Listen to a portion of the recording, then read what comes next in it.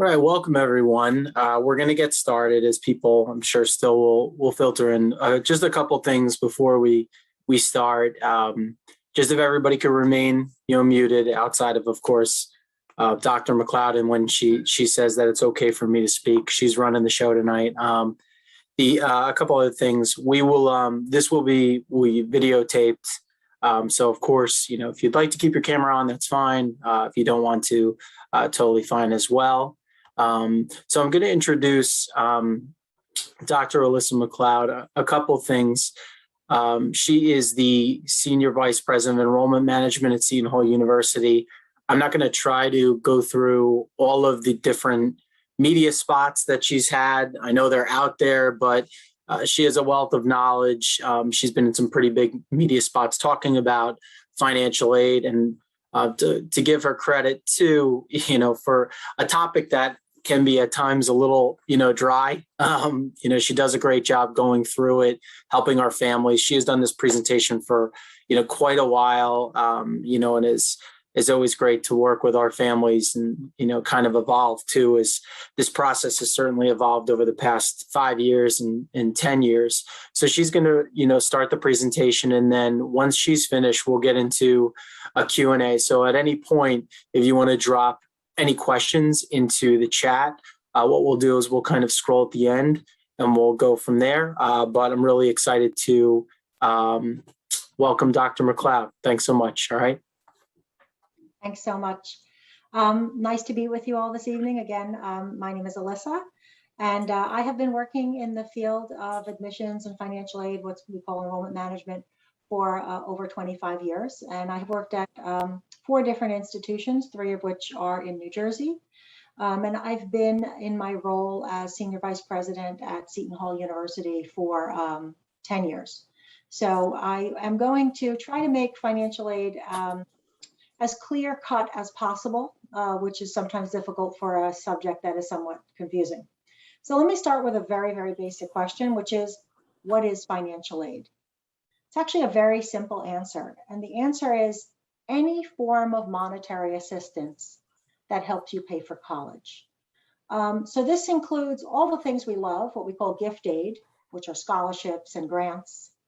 But it also includes other things we might not love as much. It includes loans, it includes work study. So it's not just the free money or the gift aid, it's everything that helps you pay for college. And it's important to understand that because there's a lot of companies out there that will say, pay us some money and we'll file your financial aid for you and we guarantee we'll get you financial aid.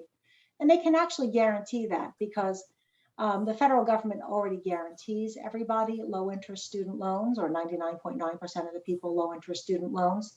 So I just wanted to make sure you understood that definition so you had that context. Now, applying for financial aid is the same no matter where you go to college. Every student who goes to college needs to file a form called the FAFSA, which is the Free Application for Federal Student Aid. It's a federal government form and it's free. You don't need to pay for it. There is another form called the CSS Profile, which I'll talk about in a few minutes, but that is not required by every school. The FAFSA is a form, it's not necessarily required by every school, but it is used by every school. So to apply online, you would go to fafsa.gov. It has lots of built-in edit checks and skip logic. You can also download a mobile app called My Student Aid Mobile. You will need to set up an ID number, which will sort of act as your signature. You'll need to do this for the student and the parents. If you're a parent of a student who's already enrolled in college, then you can use your existing credentials. And you usually create a step beginning of the process for the student and at the end of the process for the parent. You will need to hold on to these credentials. It's very important. It's how you log back in and check on the status of your FAFSA. It's also how you technically sign the document. You can start your FAFSA and save it and come back to it multiple times. You actually have a 45-day window to do this. Generally takes about 45 minutes to complete. You must file the FAFSA every year, not just your first year, but it gets easier in subsequent years. I do encourage you, let me just say, I also encourage you to use a tool called the IRS data retrieval tool. I'll talk about that a little bit more later, but it helps make it a lot easier to fill out the FAFSA. So who can apply? Anyone who is a US citizen, permanent resident, can use the FAFSA. Undocumented students cannot fill out the FAFSA, although if the student is a citizen but not the parent, they can fill out the FAFSA. New Jersey will allow undocumented students to receive state aid, but the federal government will not. In order for this to be the case in New Jersey, you have to have attended a high school in New Jersey for at least 3 years and graduated from a high school in New Jersey. There's additional process for that, which I could explain if anyone has questions. You generally start applying for the FAFSA in October of your senior year. So if you are all parents of high school seniors, hopefully you've already filed or plan to file soon. You need to use your tax return from the prior year. So for those graduating in 2022, that means you're using your 2020 taxes, which hopefully you finished last year. So you have all the information you need on hand. Every school has different deadlines for the FAFSA.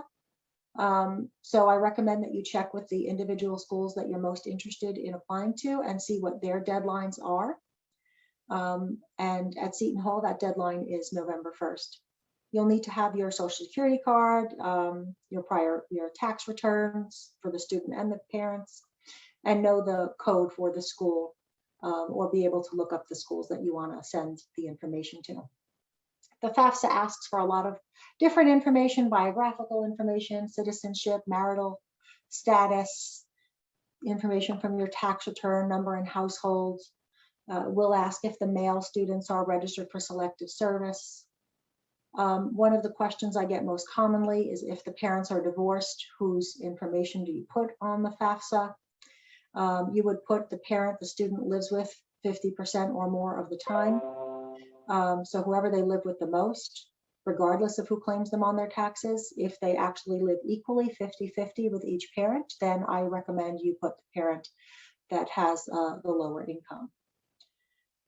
As I mentioned earlier, there is a tool called the IRS data retrieval tool. It will make it very easy for you to file the FAFSA. It basically pulls in information from the IRS, from your tax return, and saves you a lot of time, so you don't actually have to data enter things.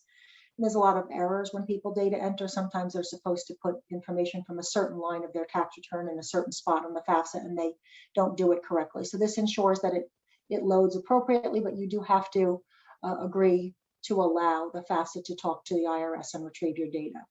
If you do so, make sure you do so very consistently with the information listed on your tax return. So for example, if you wrote out the word street on your tax return, make sure you do so on your FAFSA. A few things to keep in mind when you're filing out your FAFSA: you also want your Social Security number to be exactly as it appears on your Social Security card, and your name exactly as it appears on your Social Security card. Again, you never want to leave blanks. If you don't have data, like you don't have income or you don't have Social Security number, please put all zeros. Never use commas or decimal points. You'll always round to the nearest dollar. Make sure you're using your tax return and not your W-2. Again, just a reminder, parents don't have to be citizens, but the students do, or permanent residents. And you can list up to 10 schools on your FAFSA. Now, the FAFSA is typically used by every university will take the FAFSA, uses the FAFSA. It's generally to determine if you're qualified for federal aid, for state aid, and also for any federal loans and federal work study. I recommend everybody fill it out, even if you don't think you're going to qualify for any quote unquote gift aid or free money from the federal government or the state, because it is very important to have the ability to take out student loans whenever you need to. And this is the fastest way to ensure you have that safety net in place. In terms of need-based aid from schools, some schools will use the FAFSA to determine whether or not you qualify for need-based aid. And we'll talk about need-based aid a little bit later. And we'll also talk about scholarship aid, which is considered merit aid. But if a school is going to give you aid based on financial need, they may use the FAFSA, or they may choose to use the CSS profile. which is another form. Not every school requires this. Only a few hundred schools in the country require this. They tend to be private schools. They tend to be more competitive and selective schools.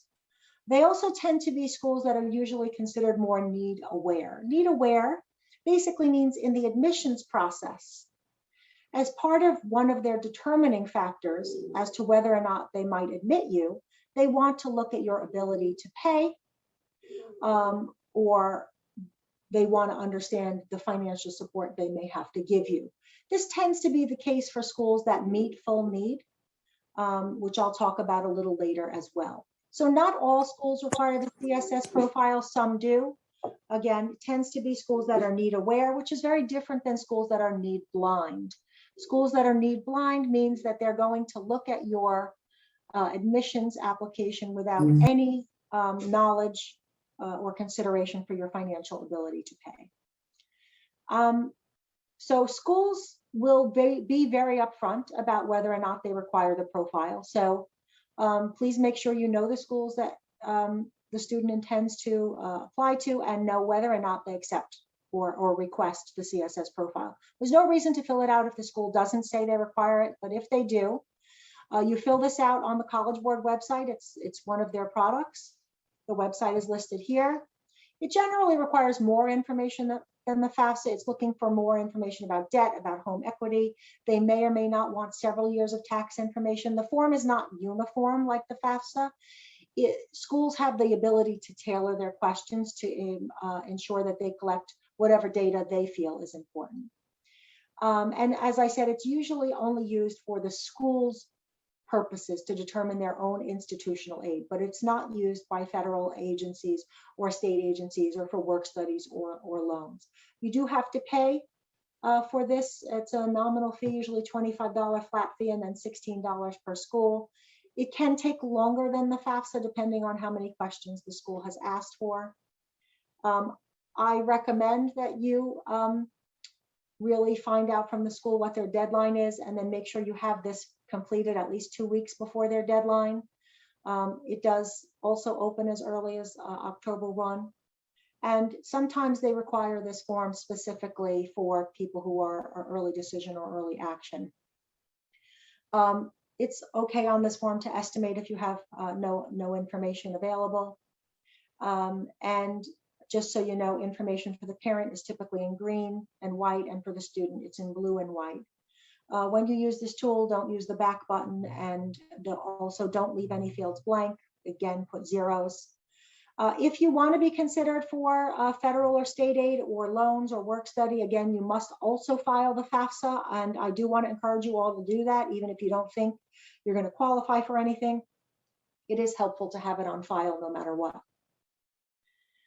So what happens after you file your FAFSA or even your CSS profile? So generally what happens is it takes a few days to get processed, and then you should receive some notification. In the case of the FAFSA, you'll get notification from the federal government in the form of what's called an SAR or student aid report.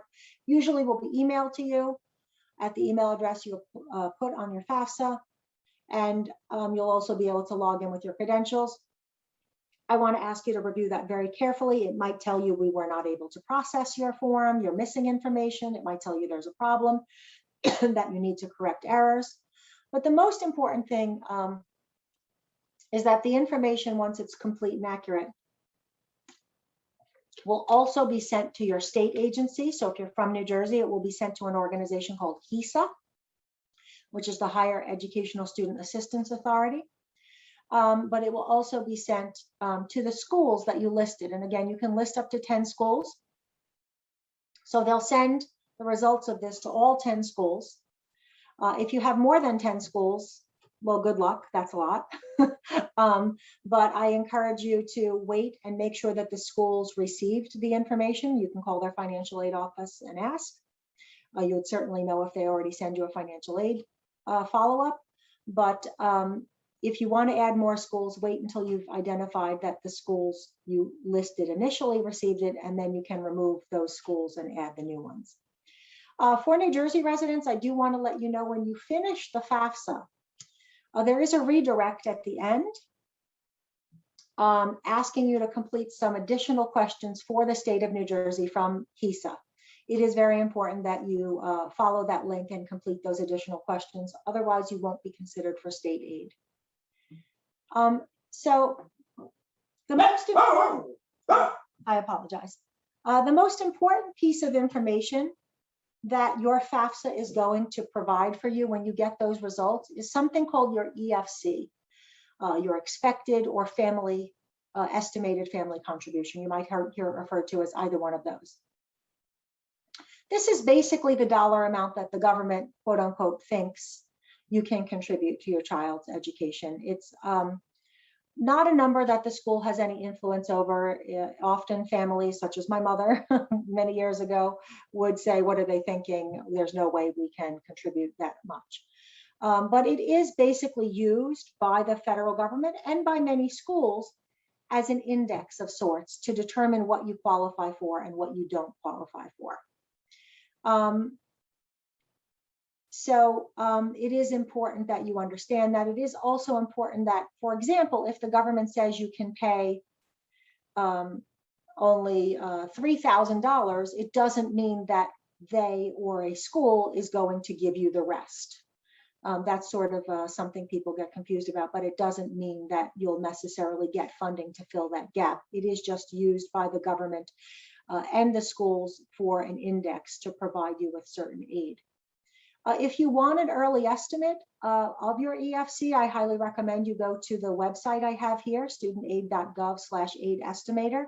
It's a very quick tool, 5 minutes, and it'll give you a sense of what your expected or estimated family contribution is. So the EFC is actually really important. If you were entering my staff as an entry-level financial aid counselor, the first thing I would teach you is this sort of foundational basic formula that I have on the screen here. But the EFC is basically the driver of your eligibility for any need-based funding from the federal government, from the state, and from the institution. A CSS profile might be used as additional nuance to give a similar number to an EFC to help the school drive their institutional aid. But the methodology or the formula is the same. It's just that the EFC they derive might be from the CSS profile, and it might be called something different, like their institutional methodology or their institutional index. But this basic formula is what every school uses. And it's basically the cost of attendance, which I'm going to talk about in a minute because that's not quite as straightforward as you might think. The cost of attendance, so what does it cost, minus what the government thinks you can pay, that equals your need. So that's a basic formula in financial aid. It doesn't mean that you're going to get everything you need, but it does generally mean that any aid that is need-based does not exceed that amount. So if you are attending a school that says they meet full need, they'll never give you more money than that number after the equal sign.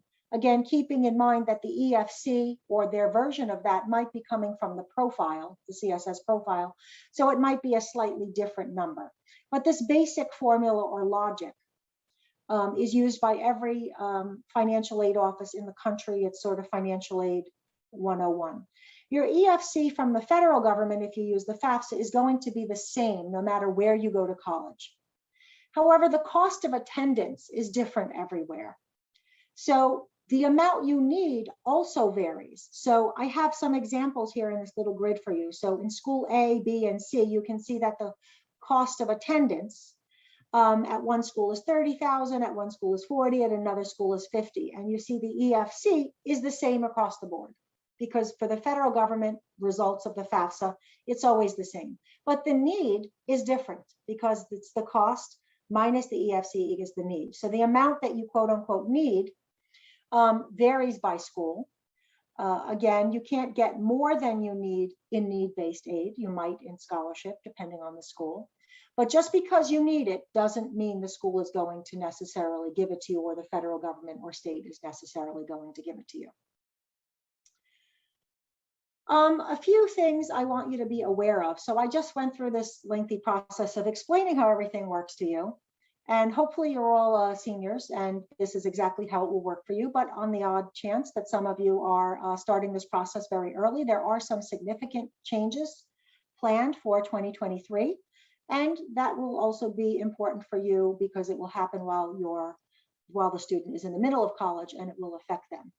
But I spent all this time explaining this thing called the EFC, and actually it's going to be replaced with another acronym, because we like that in financial aid, called the SAI, which is the Student Aid Index. It's actually a much better way to phrase it, because really what the government does is says, if your EFC is X, we'll give you X number of dollars. So it's really an aid index. It's not really indicative of what a family can pay. So this is sort of addressing some confusion of the way it was named. So they're going to change what it's named. And in the future, the number can become negative, which is not the case now. The FAFSA will also be much simpler. It's supposedly, this is all still in the legislature, but from what we understand, it's going to go from 108 questions to 36 questions. So it should make everything much easier. It might mean more schools require the CSS profile as a result, however, because they don't have as much information as they need to make the decisions they would normally make without it. Currently, male students are required to sign up for selective service, which is registering with the armed forces. And you need to provide that verification. If you don't, then they're not eligible for financial aid. That requirement is going away. There's also currently a requirement that convicted drug felons cannot receive financial aid. That is changing. So the federal government is lifting that bar.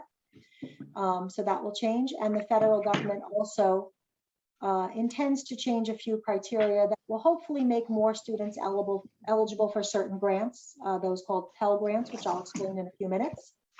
And hopefully it will also increase the amount of money given to students who are the neediest. There will be lots of other changes coming, some in the way certain things are calculated. I'm not going to go into all of that today, and I don't think it's worth worrying too much because all of this is still in flux. So earlier when I said that the basic formula for financial aid is the same at every school. It's cost of attendance minus what you can pay equals need. I said that cost of attendance has a very specific definition. So I want to make sure you know what that definition is. And this is also the same for all schools because this is part of like a federal methodology. And sometimes you'll hear the cost of attendance also referred to as the budget. And basically it includes all of the costs that are both direct and indirect. So direct costs are things for which you're going to get a bill. Very obvious things like actual tuition charges, fees, room and board if the student lives on campus. And then there's things that you don't get a bill for. We call these indirect costs: transportation, books and supplies, room and board if the student lives at home. So when we budget or provide a cost of attendance, we're actually providing the whole picture of what you're going to get a bill for and other things that you could expect to incur as part of pursuing an education that you won't get a bill for. And the reason the government builds the cost of attendance in this way is so that your need includes this consideration. Usually that is for the purpose of ensuring that you can borrow to cover those costs if needed. Let me move on to talk about the different types of aid that exist. So let me first talk about, I will first talk about the part we love, which is the gift aid that we don't need to pay back. And that's in the form of grants or scholarships or need-based aid. And then I'll talk about the self-help aid, which we don't like as much, but is often a reality, and those are loans and work study. So let's start first by talking about need-based grants, which are gift aid. So your EFC, that number that is a result of the FAFSA, is what dictates your eligibility for need-based aid from the federal government and the state. The federal government basically provides two major forms of grants. The most predominant one is called the Pell Grant. The Pell Grant is reserved for the neediest students, those who are from the lowest socioeconomic tier. Generally, and this is not always the case, but just to give you a sense, it's generally a family of four making $40,000 a year or less. that would qualify for a Pell Grant. Those would be students who would have an estimated or expected family contribution, the EFC, of about $5,800 or less.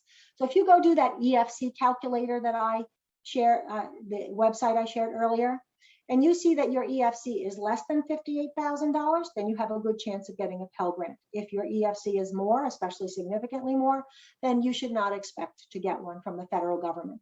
These awards can range from as little as a few $100s all the way up to $6,500, and the amount varies then depending on your EFC. Regardless of where you go to college, if you're entitled to one of these grants, you will get it, and it'll be the same dollar amount no matter what school you go to. Then this federal government gives another grant called SEOG. This stands for the Supplemental Educational Opportunity Grant. This is not the same at every school.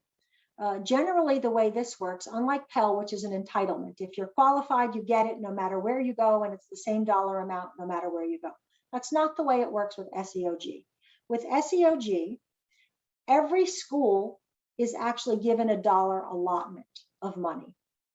And not every school has this money, but different schools are given different pools of money to give to the neediest students at their schools. So you can imagine that some schools have a lot more needy students than others. And other schools have a lot larger allotment of money than others. So the amount of money you get at a school varies. It's usually about $2,400. I don't think it ever exceeds that. And whether or not you qualify at a specific school is really dependent on how much money they have and how many students they have to spread the money around. Typically, it's reserved for students who are Pell eligible. The state of New Jersey, we're very fortunate we live in the state of New Jersey. It is one of the most generous states in terms of providing financial support to students. They generally give awards up to $12,900. They don't actually use the EFC. They use their own version of EFC. They have a different name for it. And they take some additional variables into consideration. That's why when you file the FAFSA, you get that redirect to fill out those few additional questions from the state of New Jersey. This grant is only for students who live in New Jersey and are attending a school in New Jersey. So if you're a New Jersey resident and you're going out of state, you cannot get this grant. Typically, the state is not only more generous with the award amount they give, but they tend to also give it more liberally to families that are more middle income. So again, I do encourage you to file the FAFSA to see if you qualify. Please also make sure you pay attention for any notifications from HESA, which is the Higher Educational Student Assistance Authority. They will send you their own version of a SAR, which is called a SEN, a Student Eligibility Notice. You also want to read it carefully and make sure that you're following up with any requests that they have. And then colleges and universities also have their own need-based aid, and their criteria vary. Every school is different. There is no one way that a school does things. So you will not know whether or not you qualify for a need-based award from a school necessarily until you file the required forms, which may be the FAFSA as well as the CSS profile. And then they might have their own internal or institutional methodology, and the amounts you get from the school may vary. So sorry about that. In terms of scholarships, which are another form of gift aid, these are awarded typically on the basis of skill or merit or talent. They don't usually have a need component, although they can sometimes. It varies by schools. And every school also has a different approach to giving scholarship aid. Some will require you to fill out special scholarship applications and have very specific deadlines. So I highly encourage you to look at the websites for the schools and understand what their deadlines are and what their scholarship applications are. Some schools automatically award scholarships at the point of admission based on internal criteria that they're reviewing at the point they're reviewing your application. And some schools do both, like Seton Hall. We have a lot of scholarships that are automatically awarded at the point of admission, but we also have a lot of scholarships that you apply for. So please make sure you familiarize yourself with the schools that you're interested in and what their practice is. You can always ask them. Your admissions staff should tell you that readily. I also want you to know that there are many external sources that you can look at to see if there are scholarships from outside organizations. You can look at fastweb.com or finaid.org or the College Board or any of these other sources I have listed here are all very good, reputable sources for finding scholarships. I also encourage you to look with your local organizations like the Knights of Columbus, the Lions Club, the Rotary Club, or your local church, or maybe your the employers, your parents' employer might have special scholarships. So you want to definitely look for those, and you want to make sure that you follow all the deadlines and submit everything. You know, it might seem not worth it because, you know, maybe it's not a lot of money, but sometimes a lot of these things add up. So if you apply for multiple different things, you can get a few different awards that, you know, add up over time to something that's very valuable. All right, let me switch gears to the not so fun type of aid, which is self-help aid. So the first thing I want to talk about is work study. So there are two types of work study. There's federal work study, which generally means that as a result of filing the FAFSA, you qualified for a job on campus, which is funded by the federal government. There are also work study jobs that are not federal work study, that just if the institution has the resources, they provide the opportunity for you to work on campus, even if you're not qualified for federal work study. You wouldn't know that initially. The FAFSA and the initial process is really just for the federal process. And in general, what happens is every school also has their own allotment of work study money. Just like I explained with SEOG, every school has a different pool of money. And they give different award amounts based on the amount of money they have available and the amount of students who qualify. Generally, to qualify, you have to have some need after we take the cost of attendance minus what you could pay, your EFC, then we have your need. Then we would minus from that all the free money you got, all the gift aid. If you still have something left over, that's when you might qualify for work study. But again, it varies by school based on how much of an allocation they have from the federal government. Just so you know, work study is just what it sounds like. It's work.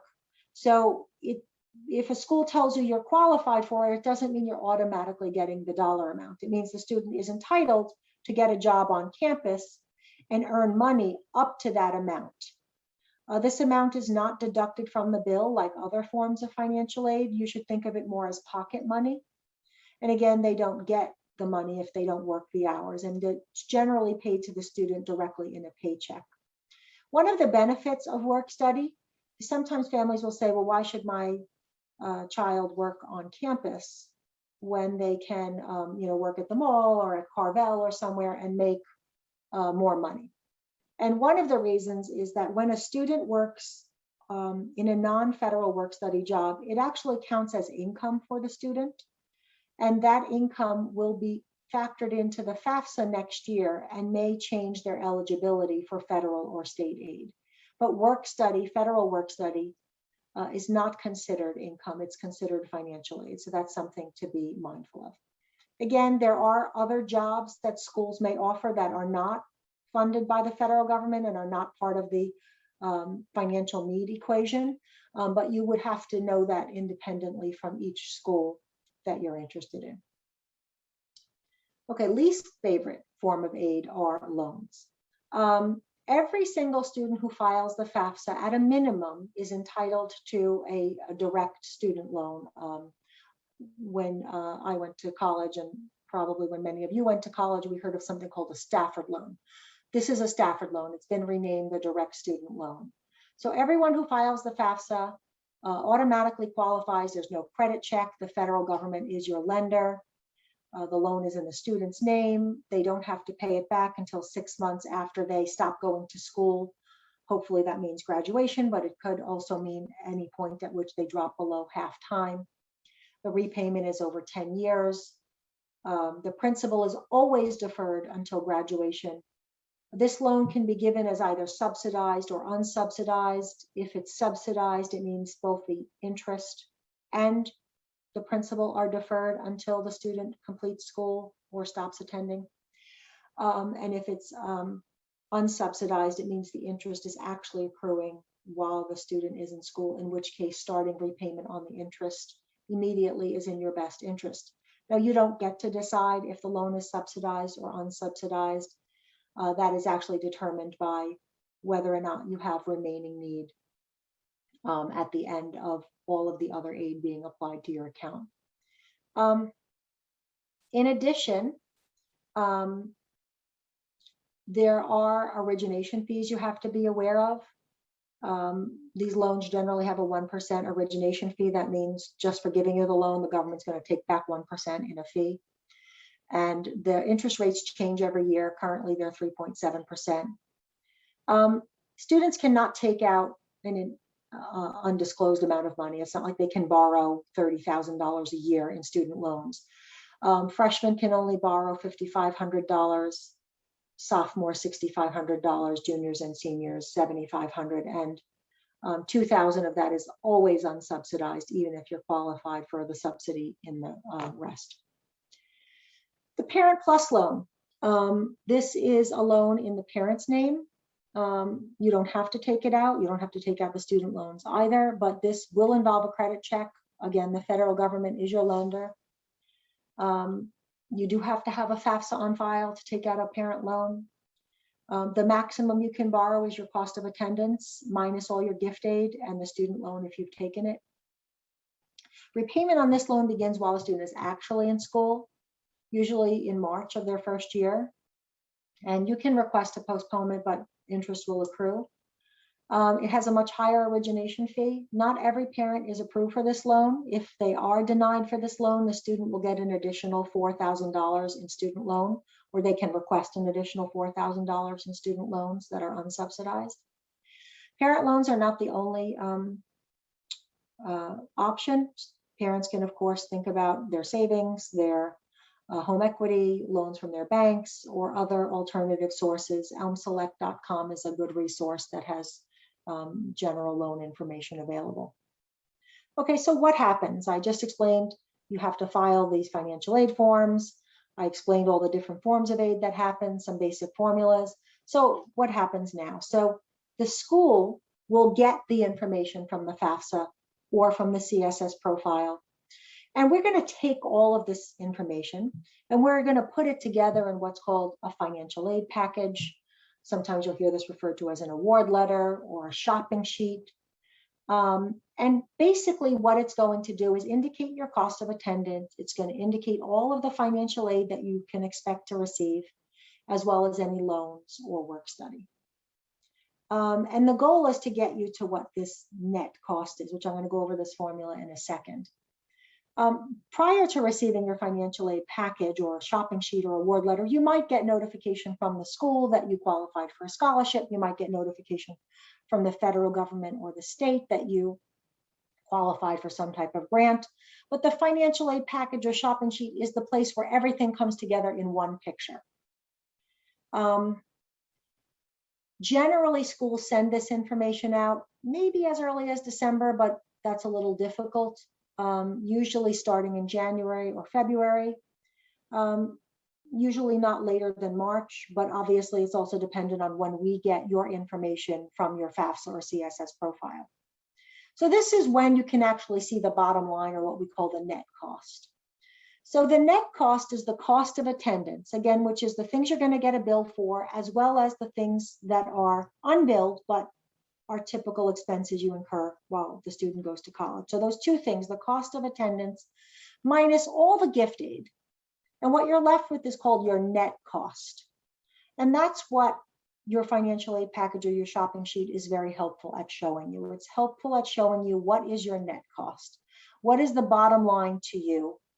And one thing I want to say is that the bottom line cost is something very important, that net cost. It's pretty typical that a family would rule a school out based on the sticker price, based on, you ask your admissions counselor, or you look on their website, how much does this school cost? And you see a big number and you say, oh my God, we can't afford this school.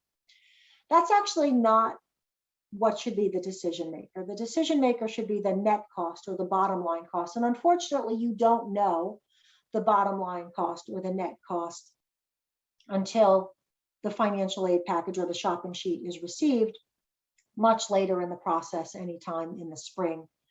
What I have here is an illustration for you, again, school A, B, and C. And what you could see is that the total cost varies for each of these schools. And then you see for different schools, you get different scholarship amounts. In this case, there's no Pell Grant. The TAG grant, you'll notice the TAG grant varies, but we're assuming this is all the same student with 3 different schools. The TAG grant varies because for the state of New Jersey, that's their grant. The TAG grant is a state grant from New Jersey if you go to school in New Jersey. The amount they give you actually varies depending on the cost of the school. So you would get a different amount of money if you went to a less expensive school like a public school or a community college than you would if you went to a private school. And then the school itself might give you need-based aid. So depending on how all of this plays out, you find out what your net cost is. And that, again, that is when you should be really able to see a clear and true picture and really rule out, what might be too expensive for you. One thing I want to caution or give you advice on as well, often when you receive the financial aid shopping sheet or a financial aid package, what you're going to see is suggested loans, suggested student loans, suggested parent loans. Those are suggestions. Oftentimes I see people just automatically take out those loans without really going through a thorough thought process.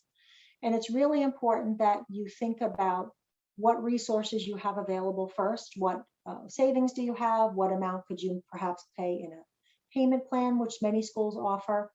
And you think also about what indirect costs you need to borrow for. Because if your student is living at home and commuting, you don't really need to borrow to cover their room and board, but the cost of attendance budget will include that, which means the amount you can borrow will include that. So please take some time to be very discerning.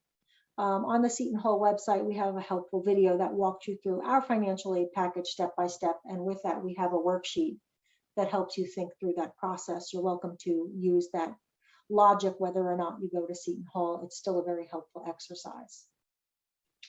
Few important questions that I think you should ask throughout the financial aid process. You want to ask how much costs increase annually. It's pretty typical that universities increase their tuition a certain percentage every year. Could be 2 or 3%, could be 4 or 5% or more. It depends on the school. It's also typical that while tuition increases, scholarships and grants do not. You probably want to understand whether or not their financial information, their information from their FAFSA or their CSS profile has an impact on admission, as I explained earlier. Some schools are need aware in their process. You also want to understand how financial aid might be impacted if you apply early decision. Some schools have different awarding policies for students who come early decision. In some cases, they give the students more money. In some cases, they give them less. There is no one answer. I cannot tell you what a given school will do. It really depends on their particular needs, philosophy, and budget. Are you required to file the FAFSA if you get a scholarship? Some schools will require you to do that. So you do want to know the school's policy.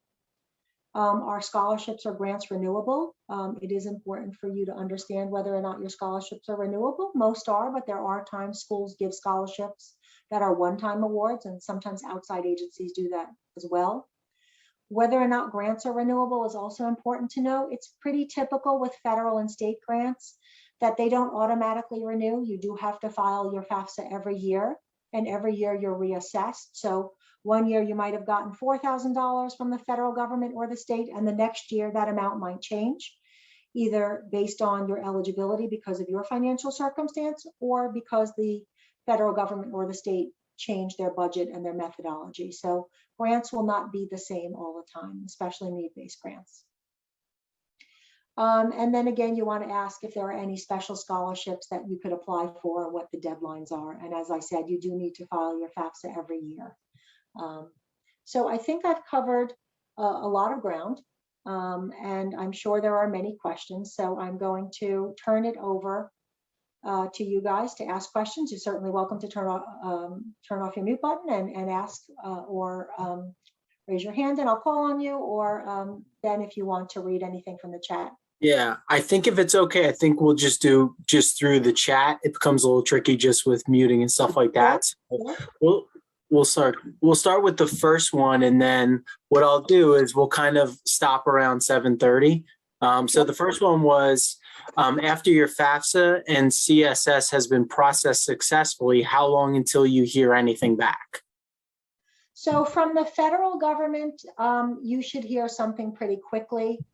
I like to say, wait at least 2 weeks, but typically with everything electronic the way it is, you should get an email very quickly within a few days. And that should tell you what your expected family contribution is. The CSS profile, it's going to vary because it depends how the school has it set up. Sometimes you might get information back from them also in a few days, or sometimes it might just go to the school. Most likely it just goes to the school, and then you have to wait for the school to put together their financial aid package or their shopping sheet to help you understand, what that picture is. So it's really dependent. But for the federal government, for the FAFSA, you would know in a few days. Again, the whole process and knowing the whole bottom line and the whole picture is not until the school sends you their package. And I will remind you, you're going to get financial aid packages or shopping sheets from multiple schools, all the schools that you were admitted to. So it is important I do encourage you to almost make an Excel spreadsheet like the little one I showed you with A, B, and C, where you try to normalize the bottom line for all of them. Okay, and we'll go into this one. These are kind of weaved together, but what examples and dollar ranges of merit scholarships can you describe? And does eligibility also require FAFSA and CSS completion? So I think let's start with, do merit scholarships require FAFSA?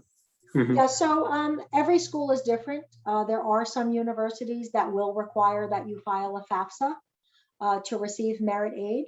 Not all will, so you again have to ask the individual institution. At Seton Hall, the large majority of our scholarships do not require the FAFSA. We have a handful that do, but those are special ones you have to apply for, and it would disclose that in the application process.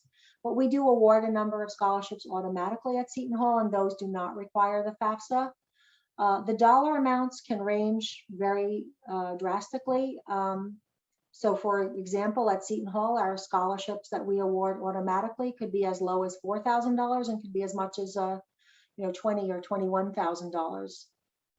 So that really depends on the profile of the student. For us, typically the higher the student's overall performance, which we would measure by a rubric of a number of things, such as their grade point average, their rigor of their curriculum, and other factors, test scores. If we have them, we are test optional. So if we have the scores and they are above our average, they would advantage you in the admission and scholarship process. So it really depends. The dollar variation depends on the school. Their methodology depends on the school. So there's no one answer. It's a great answer. That covers the question above that. So the other question, do those financial aid packages from the individual schools come with the acceptance letter? No, generally it depends on the school. Mm-hmm. So every school also has their own timeline and process for admitting students. Mm-hmm. So some schools do their admissions, early or on a rolling basis. Some do them on a batch release, like with early decision or early action, or after a specific deadline. So every school has a different process of rolling out their admission letters and their notifications. Just in the same way they have their own process for that, they also have their own process for when they notify you about aid. Typically, your financial aid packages or your shopping sheets are not sent until later. So it's possible you could be admitted first and not get your whole financial aid package until later, like February or March. And if I'm being honest with you, some of the reason for that is the setup of our computer systems and the getting the data from the federal government and having all the regulations built so that we can actually do the packaging. Doesn't generally happen until January, so it's hard for us to get the packages, but sometimes we're able to get the admission before that.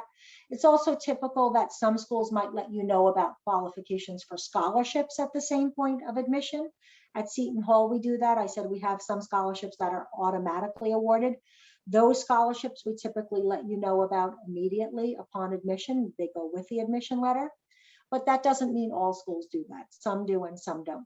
For the scholarships at Seton Hall, that we have special applications, like we have special scholarships for people who want to be pre-med, for students who want to be involved in our debate team or on our pep band, or students who've done extensive leadership. So some of those special scholarships that you apply for, we have big committees that review them, and sometimes the committees take a long time. So we release those decisions as the committees make their decision, and the decisions usually don't happen until a few weeks or even a month after the deadline, because the committees need to meet. So it's very variable. And I'll make a general comment just from what we see on our side. If a student's applying early decision 1 or early decision 2, we find that pretty hard and fast packages are going to be with those decisions, because there is a deposit deadline involved. So a lot of times, as long as you've done the right thing and you've submitted the proper forms, you'll get a full package, because you have to make an objective decision before then.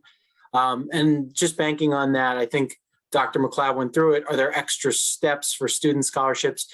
You're either automatically evaluated, or there are some schools where they do have separate applications. Question was, the IRS link or instructions to our past tax returns. It says the IRS link or instructions to our past tax returns on the FAFSA. Yeah. I'm sorry if I'm getting that wrong. If you want to Yeah, retype so the that. IRS data retrieval tool is built into the FAFSA. So when you log into the FAFSA, one of the things it will prompt you for immediately is, do you want to link your data to the IRS? And then you'll go through the steps to authorize that.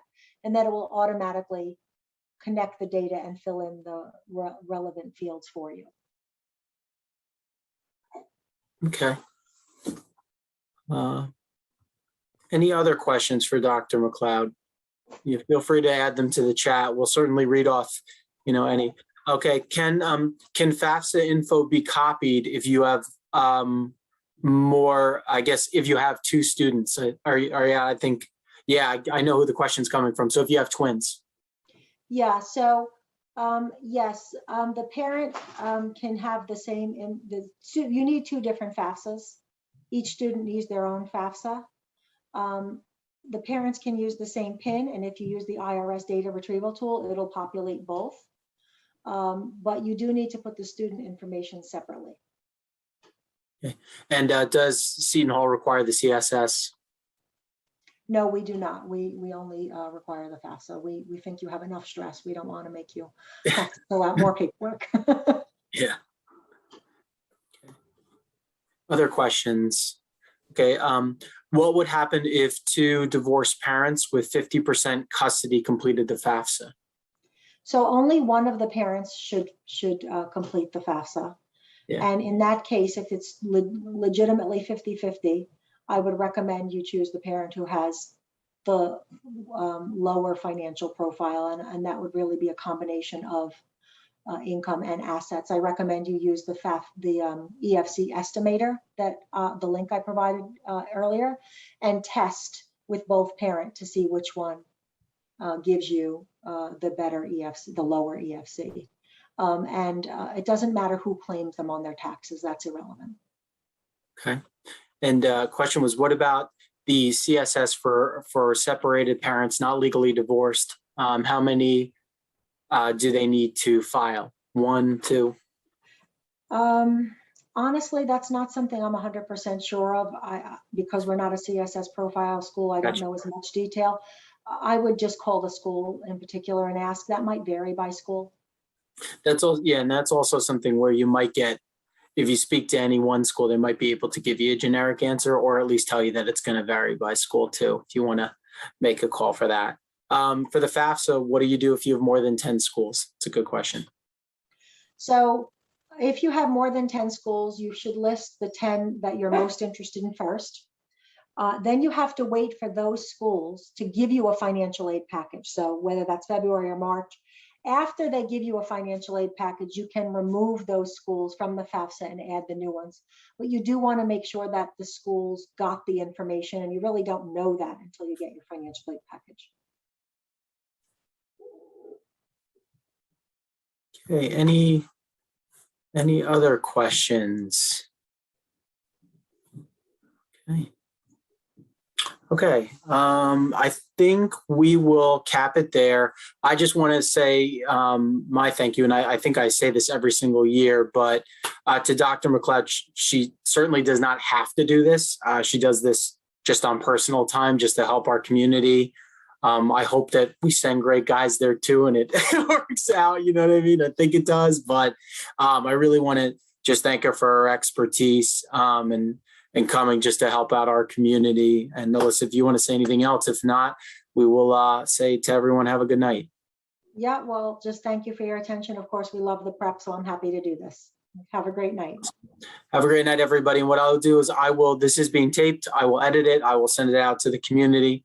And then I hope everybody enjoyed it and have a great night. All right. Thank you so much, Alyssa. Take care.